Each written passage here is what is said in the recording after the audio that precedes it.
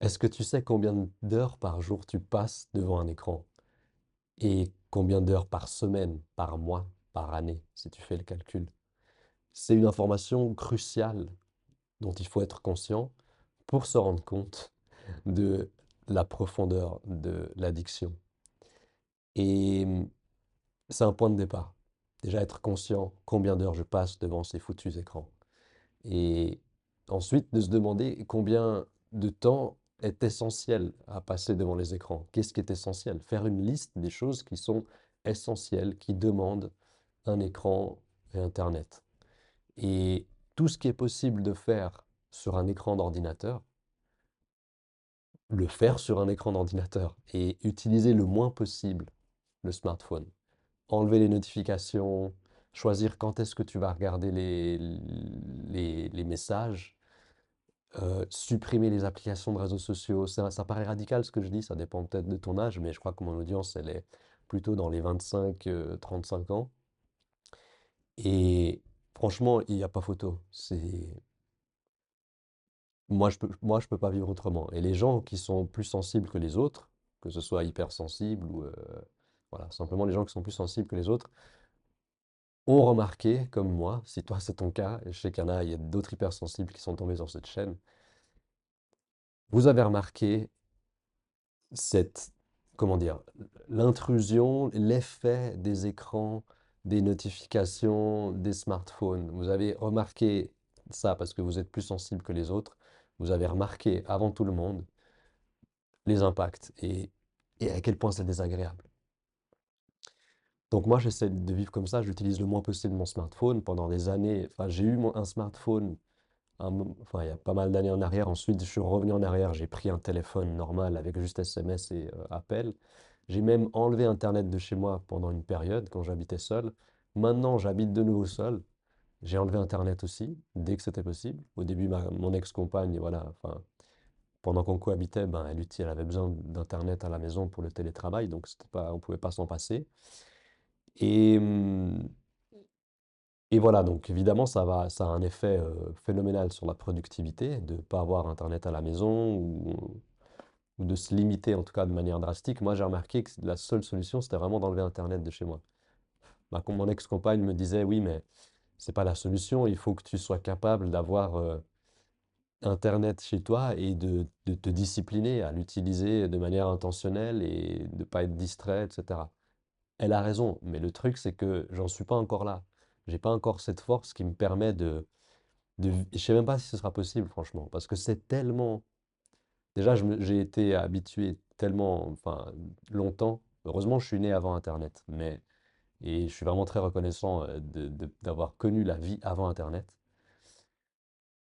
Mais bref, c'est tellement addictif, tu sais de quoi je parle, quoi. C'est tellement addictif que je crois que peut-être à terme, la solution pour moi, c'est juste de ne pas avoir Internet à la maison. Je suis pas sûr d'un jour d'être capable d'avoir Internet chez moi et de pas aller me connecter. Ou si j'aurais ça, il faudrait que ce soit avec un câble, pas de Wi-Fi, et qu'il y ait un endroit précis, tu vois, avec un ordinateur fixe qui est connecté à Internet. Mais bref, pour l'instant, ma solution, c'est de ne pas avoir Internet à la maison. J'ai Internet sur mon smartphone, mais j'ai pas d'abonnement. Donc il faut que je paye, c'est assez cher pour avoir Internet mobile dessus. Et j'essaye de le garder à l'entrée et de le consulter que à l'entrée. Je t'avoue que pour l'instant, c'est pas trop ça. Justement, pour te montrer la profondeur de l'addiction, c'est que j'ai plus le routeur Internet à la maison, mais c'est quelques jours depuis qu'il n'y a plus Internet, enfin Internet fixe bref, l'abonnement Internet avec le routeur. J'ai tous les jours, tu vois, je passais quand même un certain temps sur mon téléphone à faire des trucs qui n'étaient pas du tout nécessaires. Donc bref, que chacun fasse de son mieux, qui mette en place les outils, des limitations qui vont permettre de faciliter cette sorte d'abstinence d'Internet et des écrans. Et c'est extrêmement important. Pour tous les gens qui me suivent, là, il y a des moucherons, parce que j'ai des plantes, puis il y a plein de petites moucherons qui m'embêtent des fois. C'est pour ça que j'ai l'air un peu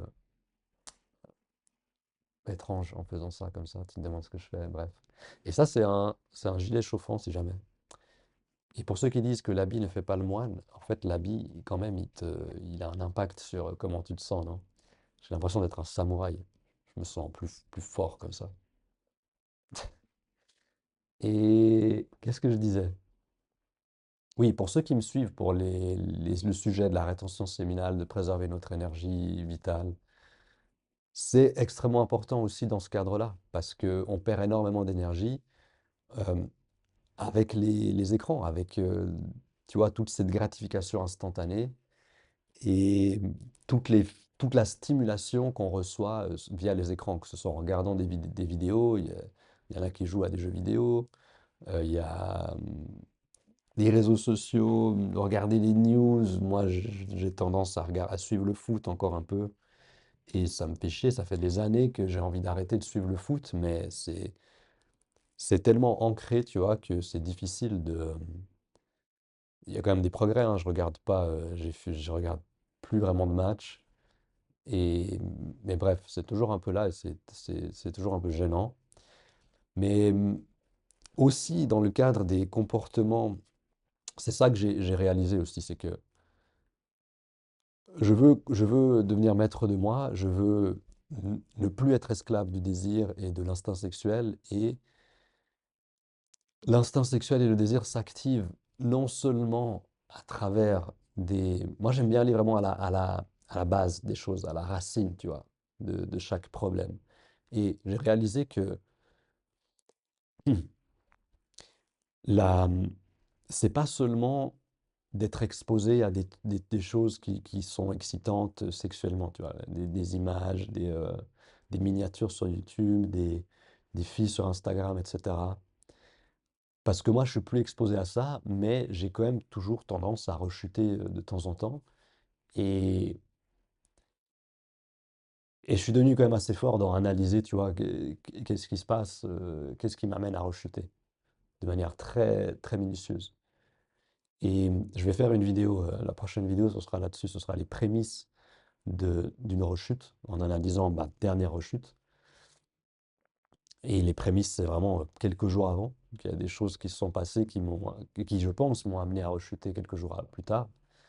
Mais là où je veux en venir, c'est que on, justement, on rechute, entre autres, et en bonne partie, parce que on est trop stimulé. On a trop de tension qui s'est accumulée en nous, tension physique, mentale, émotionnelle. Ça peut être tout, ça peut être un de ces aspects. Et les écrans sont une énorme source de tension, en fait, de stimulation. Et purée, j'espère, je me demande si j'ai perdu le fil, il faut que je boive un petit peu. Où est-ce que je voulais en venir? Si je me reconcentre sur le titre qui devrait être Les écrans te tuent à petit feu. Oui, en fait, c'est simple. Moins de temps, si tu te limites, tu limites ton temps écran, moins de temps tu passes devant l'écran, en principe, il y aura moins de chances que tu rechutes. Et moins de chances que justement une tension sexuelle Parce que ce que moi j'ai compris, c'est que moi, maintenant, depuis quelques mois, j'ai pas vraiment une excitation sexuelle ou une tension sexuelle qui m'envahit comme ça de nulle part, tu vois. C'est plutôt une accumulation de tensions qui n'est pas sexuelle, qui ensuite va déclencher une excitation sexuelle ou plutôt une habitude, une tendance à chercher la décompression. Tu vois, parce qu'il y a beaucoup de gens qui ont des comportements sexuels compulsifs ou même d'autres, hein, tout comportement compulsif donc une addiction, que ce soit avec des substances, en buvant de l'alcool ou autre chose, en se mettant devant Netflix tous les soirs ou quoi. Tu vois, si on fait ça, c'est parce qu'il y a un effet positif quand même au bout. C'est une sorte de relaxation, tu vois, relaxation mentale au moins. Même si c'est vicieux, c'est à double tranchant parce que ça ajoute aussi de la stimulation. L'alcool, c'est décompressant, mais c'est aussi stimulant. Et si quelqu'un va acter son désir sexuel, il va accumuler en fait de l'excitation et une tension très très forte à travers l'excitation qui monte. Et ensuite, il fait ça parce que derrière, il y a la détente, tu vois. Mais avant, il y a toute cette overstimulation qui va en fait avoir un impact sur le système nerveux. Ça va pas, ça va pas juste disparaître parce que on a eu ensuite le release et puis la relaxation, tu vois, après l'orgasme. Et surtout, je veux dire, oui, il y a quand même une relaxation, et c'est évident. Mais le fait qu'il y ait cette tendance, tu vois, et qu'à chaque fois on fasse le même circuit, qu'on se réexcite à fond, et le pire, c'est quand on fait du edging, tu vois, on s'excite, on regarde quelque chose ou on fantasme pendant des heures avant de rechuter. C'est, ça brûle le système nerveux. Je le dis régulièrement dans mes vidéos, c'est ça, ça brûle le système nerveux, ça l'use. Et ensuite, ça a un impact en fait. C'est pas fini, enfin, ça a un impact. Ça va pas, la relaxation qui suit par l'orgasme et ce qui suit, ça ne va pas corriger complètement, tu vois. Ça ne va pas équilibrer complètement toute la stimulation qu'on a accumulée avant. Surtout si en plus on est c'est notre style de vie, tu vois. On accumule les tensions tous les jours, puis après on relâche comme ça, tu vois, par un moyen ou un autre. Puis en fait, déjà, l'orgasme et l'éjaculation, ça va en plus nous vider de notre énergie. Et bref, tu connais les impacts, on en parle assez déjà. Et si tu es dans ce domaine de la rétention séminale et que tu veux préserver ton énergie, tu sais de quoi il s'agit, quoi. Il y a cette grosse perte d'énergie et plus on fait ça, plus on perd en énergie, on perd en motivation et on reste en fait, ça nous enferme dans notre confort, tu vois. On a notre petit... C'est comme un addict, tu vois, qui est à la rue et sa seule mission tous les jours, c'est d'aller mendier de l'argent, de trouver un moyen d'avoir de l'argent parce qu'il faut acheter sa dose, tu vois. Et il va construire sa vie autour de ça. Tout- Rien n'a d'importance tant que, enfin, sauf si ça lui permet de réaliser sa mission du jour quotidienne qui est toujours la même, obtenir sa dose. Et bon, survivre. Donc, tu vois, il va manger un minimum, il va boire un minimum. Mais même ça, c'est pas prioritaire sur sa dose, tu vois. Enfin, j'imagine que ça marche comme ça. Et en fait, tu vois, nous, on est là, enfin, nous, parce que moi, je me considère encore, tu vois, un petit peu sujet à ces addictions avec Internet, les écrans, les comportements, euh, enfin, ce qui est sexuel, même si c'est pas du tout excessif et que j'ai quand même une bonne maîtrise de ça. Typiquement, là, il y a eu un mois, j'arrive facilement à faire en principe un mois sans rechuter. Et, et j'ai fait surtout 5 mois aussi l'année passée, en 2024. Et donc je sens que j'évolue, tu vois, qu'il y a quand même, enfin il y a clairement une évolution. En ayant des rechutes qui sont conscientes, tu vois, j'arrive à comprendre le mécanisme et, hum, et j'ai réalisé qu'il faut justement, en fait je vais faire plusieurs vidéos sur le même sujet, puis je vais avoir des angles différents et utiliser des mots différents. Et dans les prochaines vidéos, j'arriverai peut-être plus tôt à c'est pas vraiment, peut-être c'est une conclusion, oui, mais il y a un autre truc que je voulais dire pour conclure, mais c'est connecté. En fait, puisqu'il y a ce problème d'accumulation de tension tous les jours, et en plus ceux qui font de la rétention, s'ils arrivent à s'abstenir pendant plusieurs jours, mais qu'ils ont toujours un style de vie qui est excitant et surstimulé, avec beaucoup d'interactions sociales, tu vois, peut-être des sorties, de l'alcool, aller en club, écouter de la musique excitante à haut volume, super overcompressée, tu vois, super loud, euh, regarder des vidéos et tout ça, tu vois. Tu peux pas, c'est pas vraiment de la rétention séminale si tu veux ça. Dans le sens où, si on pense à la rétention séminale comme simplement un outil pour préserver notre énergie vitale, tu vois, parce qu'en fait, tu es en train tu ne fais que, c'était quoi, transférer ton addiction, si tu veux, tu vois. Peut-être au début, le truc le plus addictif, c'était des comportements sexuels compulsifs. Et ensuite, tu as arrêté de faire ça, tu fais de la rétention. Mais en fait, tu passes plus de temps à regarder des vidéos sur YouTube, sur les autres plateformes. Tu t'écoutes plus de musique forte, tu fais du sport, mais de manière trop intense, tu vois. Tu sors, tu vois plein de gens et tout, tu vois. Et finalement, ok, tu retiens ton, ton sperme, si on veut, mais tu continues à brûler ton énergie de manière excessive. Et puis, ça, il y aura une autre vidéo qui aura ce titre-là, ouais, qui sera axée là-dessus, mais il y a des gens qui deviennent fous en rétention séminale, tu vois, apparemment. Et je comprends.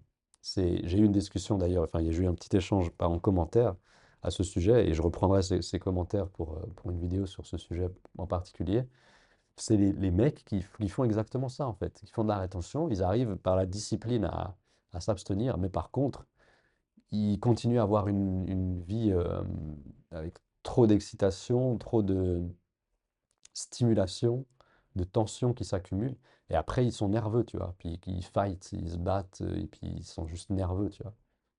Ça fonctionne pas comme ça. Ça, c'est les gens qui se disent, ok, je vais juste arrêter d'éjaculer, c'est tout. J'arrête de me, tu vois, peut-être même j'arrête de regarder des trucs et tout, mais ils s'arrêtent à ça. Puis ils continuent, tu vois, ils ont cette accumulation d'énergie, mais après, elle reste en eux. Et bref, tu vois, j'ai déjà tout dit. Purée, je me perds un peu. Après, je fais genre trois vidéos en une, ça va pas. J'aurais pu diviser tout ça. Je crois que je vais m'arrêter gentiment, mais là où je voulais en venir, c'est que, ok, les écrans te tuent à petit feu, et un moyen, là où je voulais en venir, c'est ça, c'est passe un maximum de temps dehors. Parce que enfin, c'est un moyen qui, en fait, on s'est trop habitué à passer du temps dedans, tu vois, c'est dedans aussi chez nous qu'on est dans notre confort devant les écrans. Ok, on a un smartphone, on peut aller dehors, on est sur le smartphone. Bon, j'ai envie de dire, passe un max de temps dehors sans ton téléphone, tu vois. Laisse ton téléphone chez toi et sors.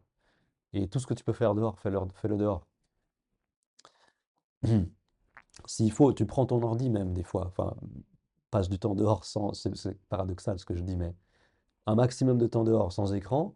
Mais si tu peux travailler sur ton ordi sans être connecté à Internet, tu peux le faire dehors aussi, tu vois. Dans un lieu calme, dans un parc ou dans la nature, tu vois. Et tu vas bénéficier de l'énergie de la nature, qui n'est pas addictive, tu vois, mais qui te fait énormément de bien, qui te permet de t'ancrer.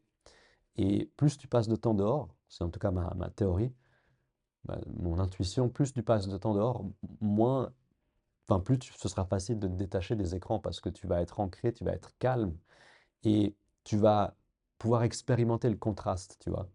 C'est-à-dire que si tu passes une journée sans écran, tu vois, dehors, et peut-être même plus qu'une journée, et ensuite tu te remets, tu reprends ton téléphone, tu vois que tu as plein de notifications, tu vas sur Instagram et tout, tu vas pouvoir sentir le contraste, tu vois. Tu vas sentir l'hyperstimulation, les couleurs, les notifications, les messages et tout.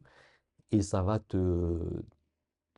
être submergent, tu vois. Et là, tu auras un contraste.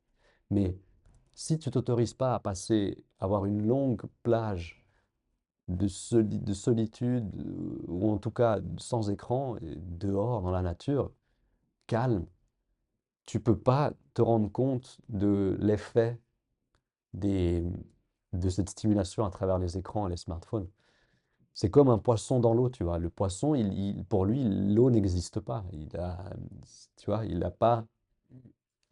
C'est comme l'air pour nous, tu vois. On se rend compte que l'air existe ou qu'il y a un truc qui manque quand on est privé d'air. Et le poisson, il comprend plus ou moins l'existence de l'eau quand il est pêché, quand il est retiré de l'eau, tu vois. Mais sinon, il est immergé dans l'eau. L'eau, tu vois, il n'a pas ce concept. Et nous, pareil, si on est tous les jours, on est dans la surstimulation d'un moyen, enfin, bien un moyen ou un autre, on ne sait pas ce que c'est. On sait pas, tu vois, on n'arrive pas à comprendre vraiment qu'est-ce que c'est la stimulation, parce que c'est comme ça qu'on vit depuis des années. Donc bref, je pense qu'on a une bonne conclusion là. En plus, le soleil qui m'illumine, tu vois, c'est significatif. Sur ce, je m'arrête et voilà. Préserve ton énergie, connecte-toi à ta sagesse, à ton intuition, au bon sens et prends soin de toi. Ciao.